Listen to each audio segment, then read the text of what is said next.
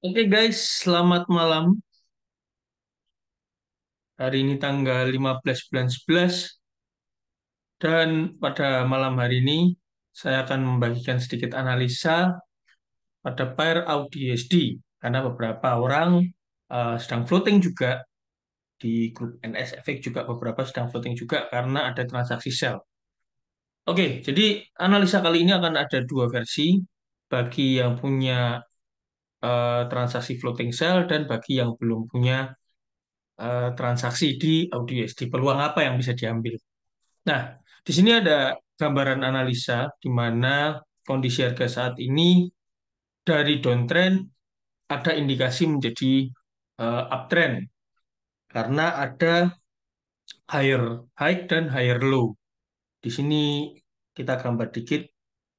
Di sini ada higher low dari low yang sebelumnya di sini. Ini kalau teman-teman lihat ini sebagai low ya. Ini low dan ada higher low dan ada higher high juga. Kita pakai penamaan HH, higher high. Dan higher high ini udah break, ada potensi membentuk higher high baru. Nah, tapi di time frame daily ini ada resistance channel, resistance downtrend channel.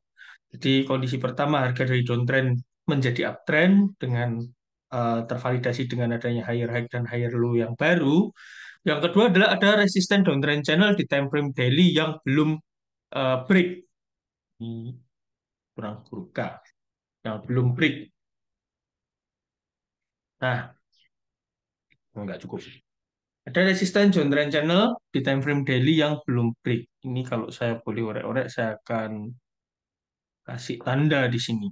Ini resisten channel ya. Nah, selain itu di kondisi harga saat ini ada area support become resisten. Jadi sebelumnya support kuat, sempat jadi resisten, dan saat ini level harga ini memang sulit untuk ditembus. Jadi ini resisten pertama kita.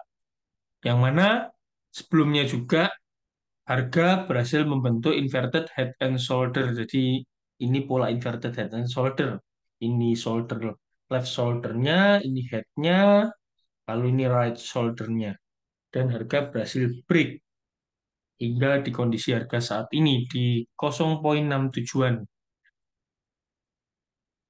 Nah, jika kalian dalam kondisi floating, maka ada potensi harga koreksi dulu di resisten satu, di mana resisten satu ini pertemuan antara support become resisten dengan resisten channel. Jadi itu merupakan area resisten yang menurut saya cukup kuat. Tapi jika harga break, maka dia akan menuju ke area resisten 2. Ini area juga sering diuji. Terakhir ini jadi area resisten juga di sini, jadi area support juga di sini. Meskipun di sini juga sempat jadi area support, tapi harga break. Jadi turun, dia mantul, tapi dia akhirnya turun lagi, baru naik. Nah, tapi itu bisa jadi acuan resisten yang cukup oke. Setelah itu ada resisten 3 di atas ini. Tapi ingat, harga nggak mungkin selalu bergerak satu arah, pasti ada koreksinya. Jadi dalam harga ada selalu bergerak koreksinya. Nah, untuk teman-teman yang ada floating sell, mungkin bisa menggunakan ketahanan dana jika itu averaging martingale, di mana resisten satunya ada potensi koreksi terlebih dahulu. Koreksinya sampai mana nanti kalau kita ukur dari Fibonacci. Nah, satu lagi tambahan, guys, sorry lupa. Jadi jika kita ukur dari swing high sebelumnya ke swing low yang terakhir, ini kita dapati Fibonacci, kita tarik dari swing high sebelumnya ke swing low yang terakhir ini.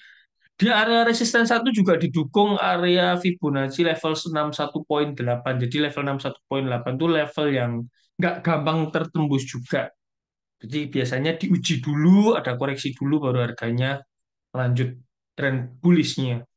Nah, itu jadi ada 3 acuan resisten yang menurut saya cukup kuat di level resisten pertama. Baru kemudian ada level resisten 2 dan 3. Nah, kalau teman-teman belum punya transaksi, potensinya apa? Nanti potensinya teman-teman bisa buy ketika harga berada di support.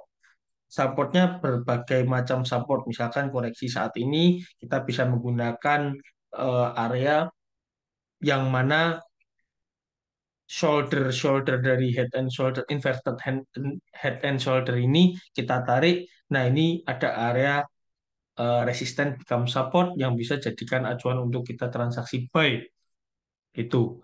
Tapi kalau misalkan yang lain nanti kita bisa ukur dari, sorry saya clear dulu. Kita bisa ukur Fibonacci dari kiri ke kanan. Nanti high-nya di mana? Jadi ini masih running, high-nya di mana? Kita bisa ambil level 50 atau 61,8. Itu di area-area sini, guys. Level 60 atau 61,8.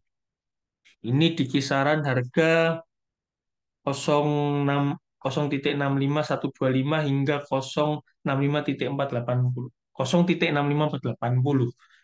Nah, jadi itu bisa jadi area buy yang menurut saya cukup bagus.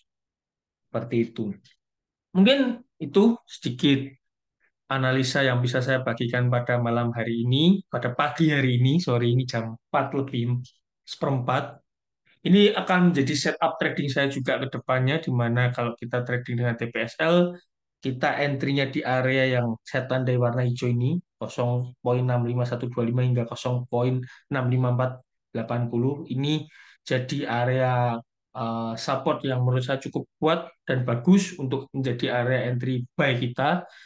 Stop loss-nya diletakkan di bawah level 100 ini. Jadi kalau kita pasang stop loss, mungkin baiknya kita taruh di 63,780-an atau 785. Target profitnya level pertama nanti di swing high-nya atau di resisten satu ini 750,67590 itu target pertama. Jadi menurut saya risk reward rasionya cukup bagus juga gitu. Itu teman-teman analisa pada pagi hari ini. Semoga bermanfaat. Kalau teman-teman suka, silahkan tulis di komentar. Nanti akan saya update selanjutnya. Oh ya, untuk teman-teman jika mau dapat update selanjutnya lebih cepat, silahkan join di grup VIP NSFX karena analisa saya akan saya update di sana. Semoga analisa ini membantu teman-teman semua dalam menghadapi market yang tidak terduga. Ingat, atur resiko teman-teman, atur lot teman-teman, jangan greedy, jangan gambling pada satu transaksi, karena namanya trading itu probabilitas. Bisa kita betul dalam analisa kita, bisa ada faktor lain yang membuat analisa kita tidak sesuai. Mungkin gitu dulu guys, terima kasih buat waktunya. Saya Narko Santoso, founder dari nsfx.id. Bye-bye.